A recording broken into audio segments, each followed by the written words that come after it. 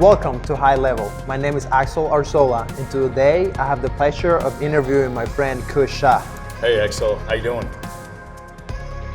People only know about Dos Bros, but the thing is that I had a major failure a couple of years back, and I lost a lot of money, almost my entire savings. I was at that point where, you're at the bottom of your life, and, I didn't give up. All I had was hope.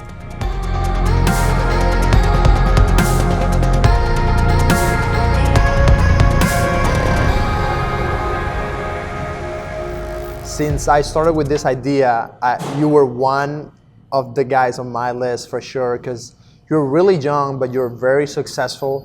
You co-founded Dos Bros. It's one of my favorite restaurants. You're one of those people that when I look at you and the things that you're doing, it gets me really excited, and it lets me know that even though I'm young, I can still do really cool things, that it won't take me forever. I'm not as cool and smart as you are, but I'm trying, so thank you for being here today. This is going to be really fun. Thanks a lot. There was a lot of compliments, and I really appreciate the kind words. You're welcome, man. I would love to know what's your number one passion and how did you find it? My number one passion is food, of course. And I just grew up in a very food-loving family. Our family loves food, and my mother is a phenomenal cook herself.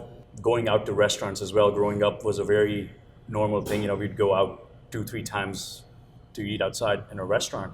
Just had a chance to try a lot of different cuisines growing up. And I was around a lot of rich culture around me as well. And mom being a good cook, that was really handy because she'd be trying a lot of recipes at home. So, just overall grew up around so much food that automatically it sort of became my passion as growing up. I was always fascinated with different flavors, different colors, different smell, different taste. My world was almost rotating around food. That's pretty much my number one passion. So where did you grow up? I grew up in India. I grew up in a state called Ahmedabad, Gujarat. It's the west part of India.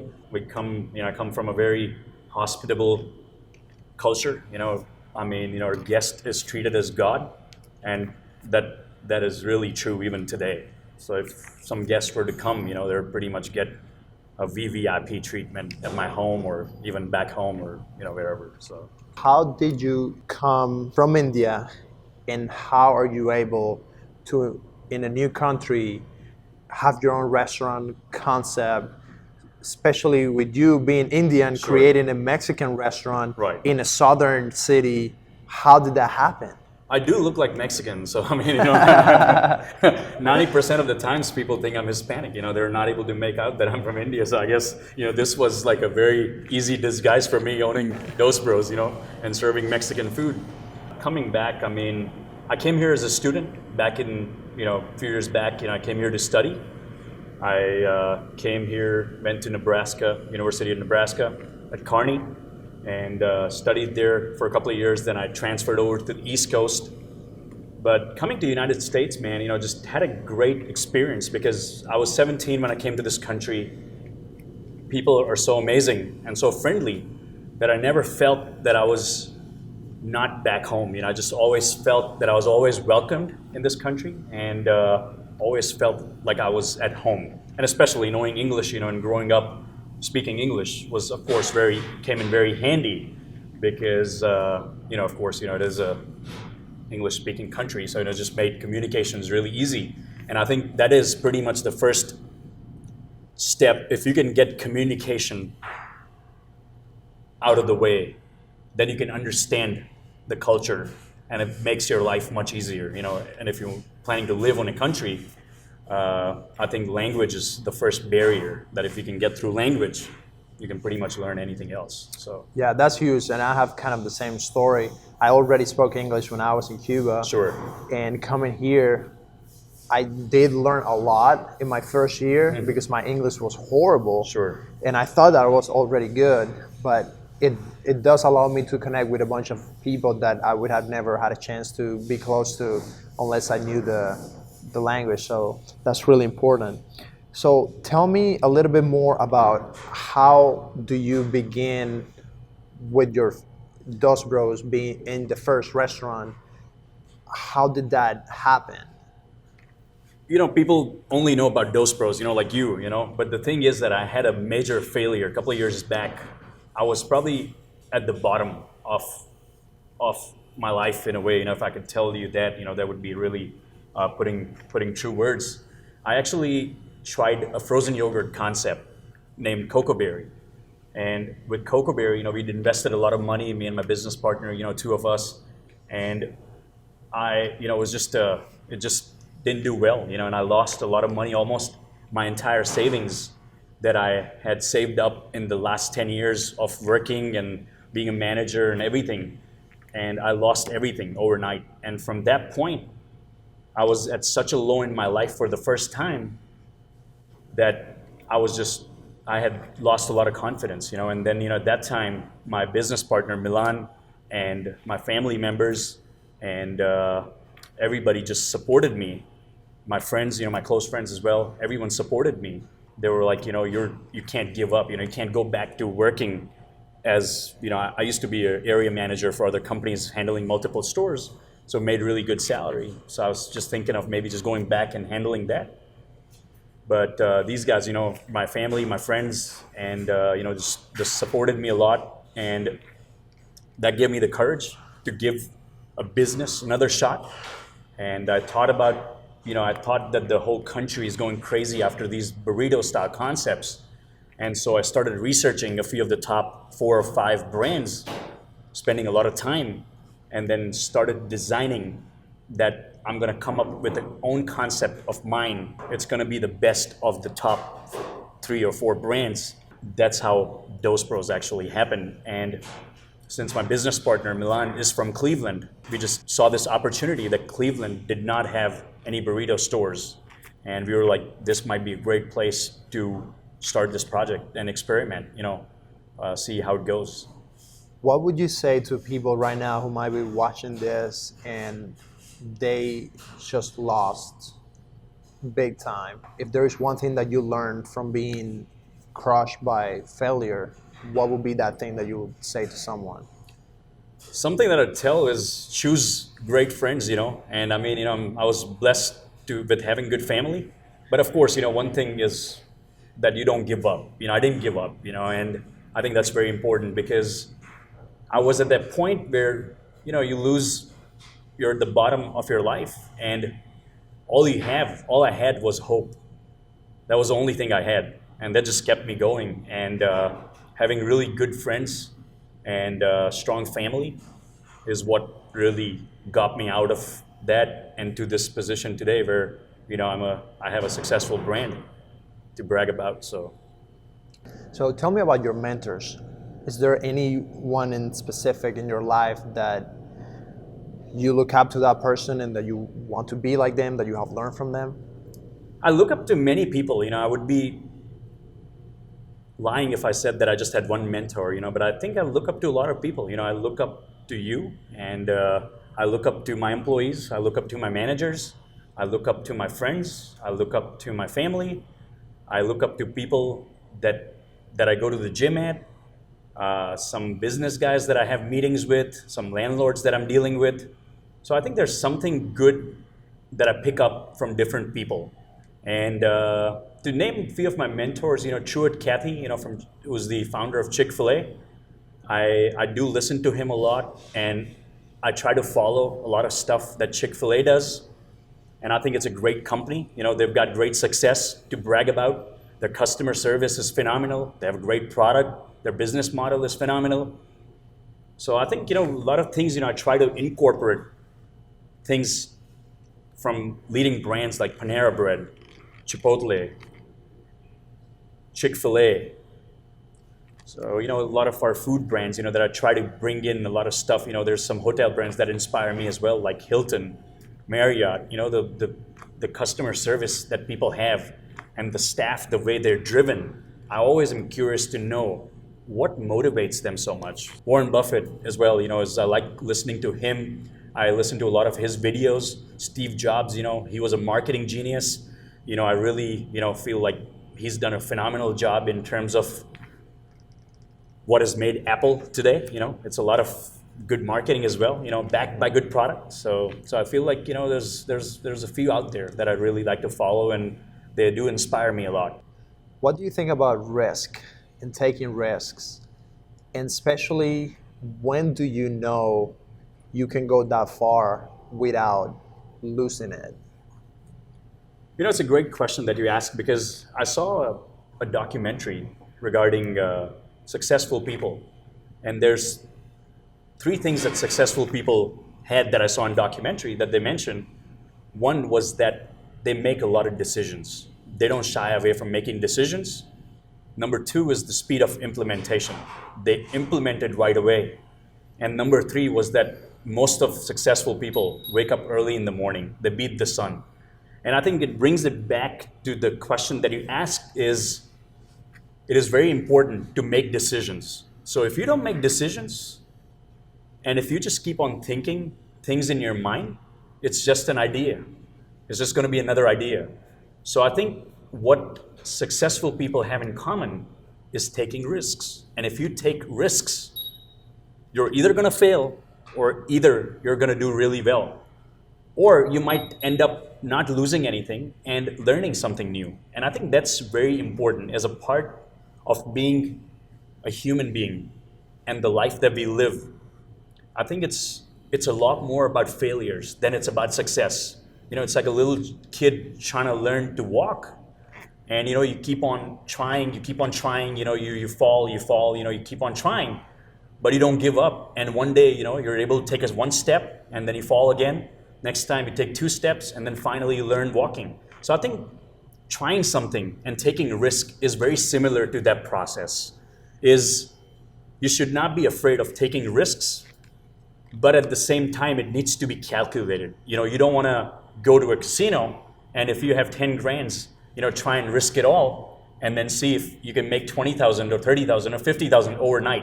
It doesn't work like that. It's got to be calculative. And I think there's got to be a plan behind it, because you have to have a plan A, you got to have a plan B, you got to have a plan C. Because when we are taking business decisions to go into new locations, it is a risk at the end of the day. We're investing a lot of money, a lot of time, a lot of resources, not knowing what the outcome is going to be. But there's a great thing called the gut feeling.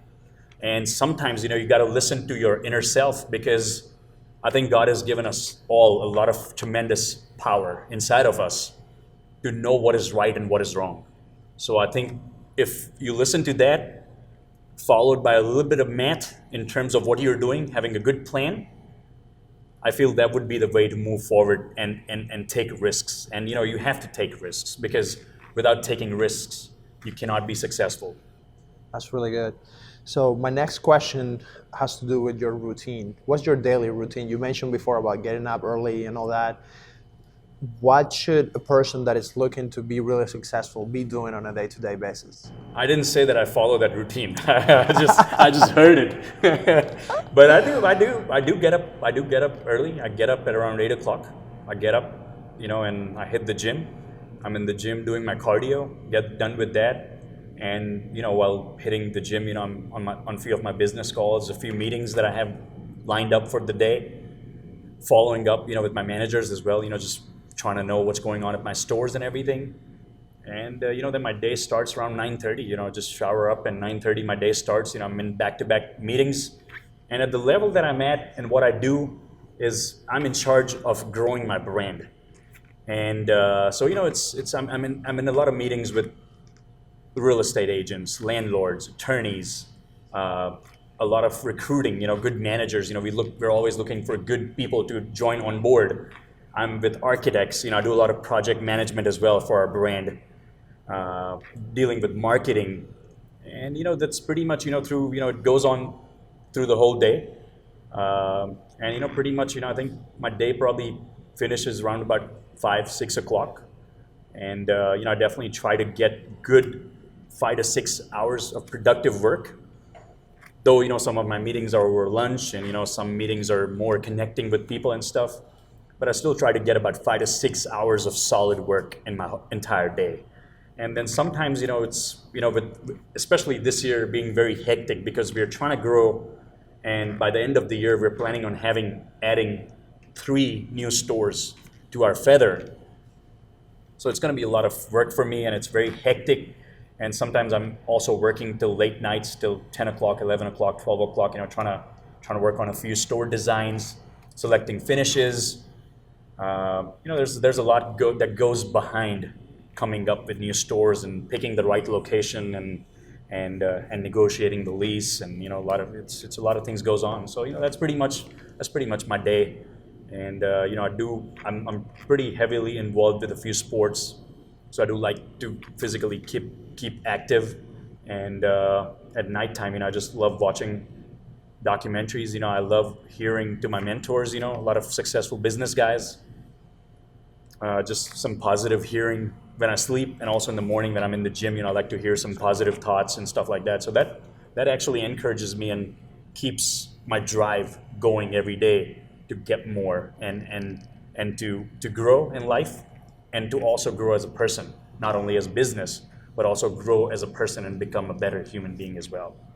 That's really good. So you mentioned growth, and that's something that a lot of people are trying to figure out right now. Maybe people watching this show, and even me, I already have a business and I'm trying to figure out how do I make it grow. And I have seen you guys grow. So do you have a couple tips? If I'm getting closer to a growth phase, what are a couple things that I need to be on the lookout? Axel, the first thought that comes to my mind talking about growth is you need to have a vision. In order for you to grow, or for anyone else to grow, I think you need to have the long-term vision, and you need to pursue your passion or your goal, having that vision in mind. Because I meet a lot of people sometimes, and I've seen a few people who are worried about the results today or tomorrow. But when I actually established my brand, we actually thought, and we constantly keep on thinking of how this brand is going to survive for next 30 years. So I think that is very important, to have a long-term vision when you're talking about growth. And as taking it back to taking risks, it's got to be planned. You got to have a plan for it. You got to save in order to grow, because it does require money. It's going to take time, and it's going to take a lot of hard work. So you need to be mentally, physically, and emotionally ready to go through that phase and implement that plan and give your 110%. Because if you do that, of course, not every risk that you take is going to be successful. But even if whatever you risk, 10 to 15% is successful, I feel that whoever's trying is going to be somewhere in their life. That's what happened to me, because not every project that I've done is successful, but just one project, Dos Bros, has brought me so far. And we've got a great next couple of years coming up, where we're going to be putting in multi-unit stores. So I think that's that's pretty much when it comes to growth, and how to grow. I think it's very important to have a plan, and then you move accordingly towards that, because you need to be ready in every manner and ready to face any challenges that come in the way. That's really good. So now that you talk about vision, what's your vision? What's that dream that you guys are trying to build? Oh, my vision and my dream is to have 5,000 Dos Bros all over the world. That would be my dream. And, that's what I think about every day. And, every morning that I wake up, I'm like, man, I need to, how can I get more stores on? And how can I reach out to different people and make them try our delicious, awesome food? This great concept that we have, the great food we have great customer service in our store. And I wake up every morning to that dream. How can I reach more people? How can I feed more people more burritos? And that's what my goal is. To just grow my brand to as many stores as we can in the right manner, earning the respect that we've had, staying involved with the community, and giving back as well, not just taking everything home. That's really cool. Well, 5,000. You already have almost 5. Sure. You have a few more to come. You need to open one in Havana. And I can help you with that one. Sure, man. Hopefully, there are no burritos in Cuba. Sure, I hear you. So yeah, I would love to do that someday, man. Once we get to that level and once we get to that point. would love to have a store in Havana. Cool. Kush, what's your definition of success? How do you see that? My success definition, Axel, is very simple. It's something that makes me happy. That's as simple as that.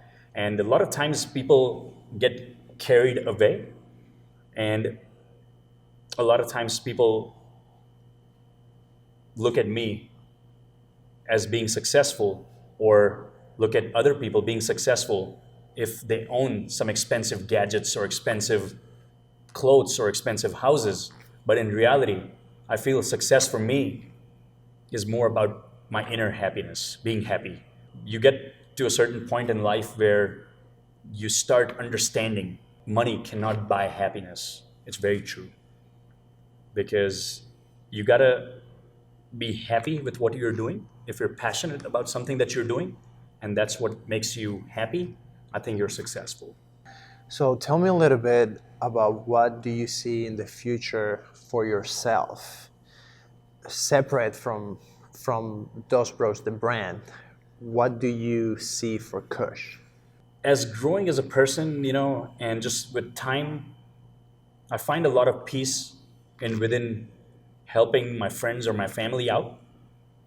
And of course, I love to be successful with Dos Bros and some other businesses that I do, having good income.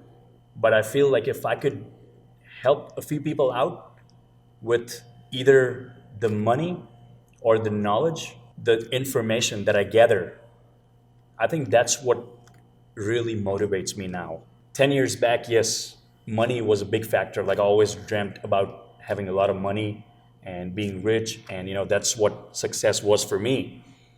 But getting all this experience now and moving forward in my life day by day, I feel that it's very important to help people who need it, and especially the ones around you. If they need any help, and you don't need to really help financially, it could be physically, it could be emotionally. There's a lot of ways of helping people out. So I think that would be my future. I would love to be a successful entrepreneur, and that would definitely make me happy. But I think what makes me more happy and gives me inner peace is being spiritual and also helping someone out as well. That's cool. Well, I just want to close with one last question. What would you tell the people watching, your top advice for someone who wants to live at the highest level possible? What would that be? I think living at the highest level, I feel like anyone can do it. And I mean, it's just, as we talked about, like what makes you happy, what your passion is. I feel like with even one store in Cleveland, when I even had one store, I was living at the highest level.